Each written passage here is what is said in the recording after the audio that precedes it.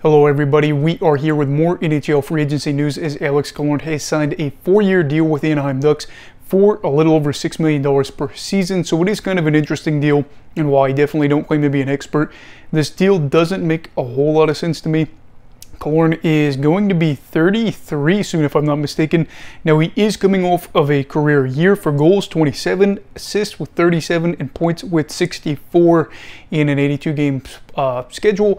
And I will say one good thing for Killorn is he doesn't miss a whole lot of time. You look at his career, there's a whole lot of 80-plus games played in a season. And then the 1 year that there was like 56 games, that is because he obviously was playing in the shortened season. And so I guess that is a good thing. He doesn't necessarily fit Anaheim's timeline, I guess. You have a lot of these younger guys here, and you of course have him being older. And I don't know, it just seems like an overpay because he probably will regress. I've heard some people say, you know, with a lot of these deals, when you have a lot of younger guys, you want to bring in these guys that are of championship pedigree and come from a winning environment, and say we have to kind of show them the right way to do things.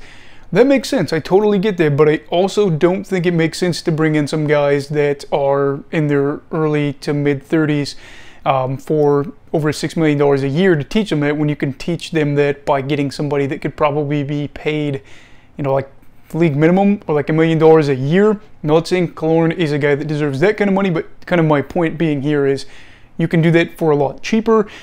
He is a guy, though, that could maybe help out their power play and could be a guy that could help make the offense better, I guess.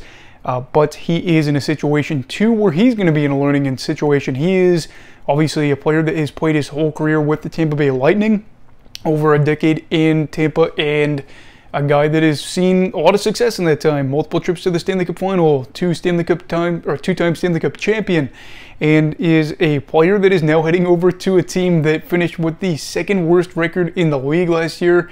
Actually, worst record in the league last year because they had that really long losing streak. So yeah, he's basically going over from a team that's been consistently one of the best teams in the league to a bottom feeder. And they have, of course, the Ducks, having some money to play with, have signed him and Gudas today, so that is kind of an interesting move there. Gudas kind of made sense, did seem like an overpay, but again, 2 overpays here for the Ducks as they are bringing in veteran leadership, teach everybody the right way it's done, and they're going to be a team that is learning how to do things the right way.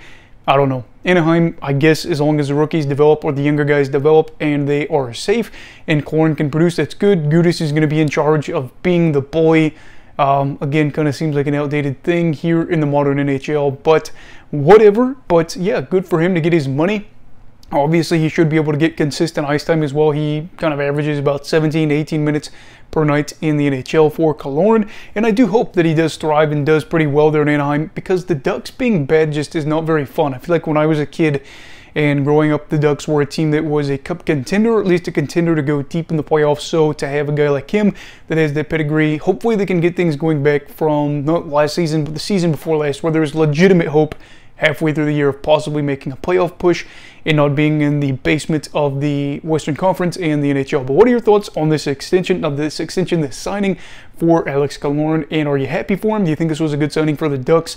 Is the over $6 million a year they'll be paying him worth it? Do you feel like, besides the leadership, the ability for him to have another 60-plus point season is going to be there? I'd love to hear your thoughts down below in the comments. Also, Ducks fans, I'm not hating on you. This is just one of those things where management obviously is spending money because they have money. But yeah, this is a lot of money to spend on 2 players. Anyway, leave your thoughts down below in the comments. Everybody stay safe. Have a great night. And you go hockey all right. Goodbye, Brigadiers and Brigadettes. This is your captain signing off. Have a great night.